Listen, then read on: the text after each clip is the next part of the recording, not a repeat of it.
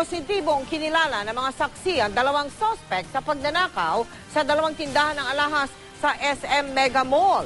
Ang isa sa mga tinuturong hold-upper umano ay mariin namang itinanggi ang paratang. Nakatutok si JP Soriano. Ganito ang takot na bumalot sa mga taong nasa SM Mega Mall kasunod ang nakawan sa dalawang jewelry store sa SM Mega Mall nitong Sabado. Lipit mo, no? Binasagar po natin yung jewelry. Ang mga tao sa ibaba halos magdapaan habang ang ilang gwardya kitang abala. Maya-maya biglang umalingaw-ngaw ang putok ng baril. Nagmadali ang mga tao para makaiwas sa panganib.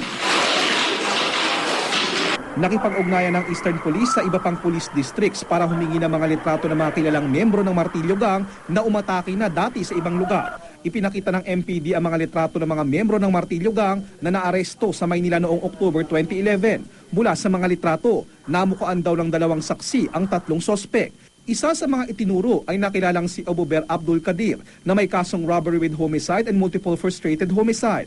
Natunto ng GMA News ang abogado ni Abuber. Sabi nito pinayagan ng korteng magpiyansa si Abuber. Ibinigay din nito ang cellphone number ng kanyang kliyente.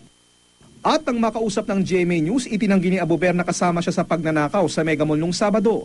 Nasa probinsya daw siya noong gabing iyon. Po kami gumawa nun kasi wala rin kaming kasalanan dyan Biktima rin po kami, sir. Ilan sa mga kasamahan ni Abuber ay nakakulong ngayon sa Manila City Jail. Hinihintay ngayon ng mandaluyong pulis ang CCTV footage sa Mega Mall para makumpara ang litrato ng mga sospek.